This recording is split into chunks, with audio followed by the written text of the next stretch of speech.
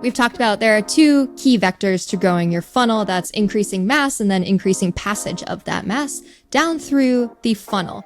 Tell me more about how we're measuring. So we think of it as sort of like funnel propagation. So it's count of customers by conversion event stage. And then of those count of customers, who then moves and who then stays and who then becomes a fallow asset. It is then seeing sort of like, okay, if customer is sort of moving down the funnel with increased frequency, great, keep doing it.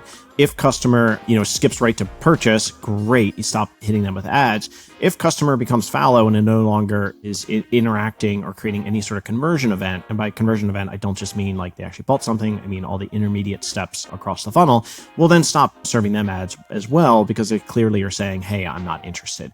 And this is a way, surfacing on the ladder to sort of get rid of the false positives. One of the big, errors that we see is that customers accidentally hit product detail pages, which will then, sort of accidentally pull them into sort of an in-market segment or a remarketing segment. And if it was an accident, like we don't want to hit that customer. We want to make sure that we are driving as much efficacy as possible and then being cognizant of each stage of the funnel and then what moves them where, which then takes into account sort of when am I brand building? When am I thinking about short-term transactions and teaching brands and our colleagues, patience, because not everybody's going to get to the purchase right away, which then gets into sort of the, cognitive load of the various ASINs, which is typically the inverse of ASP, which is also then sort of how long we should expect the propagation of the funnel to take.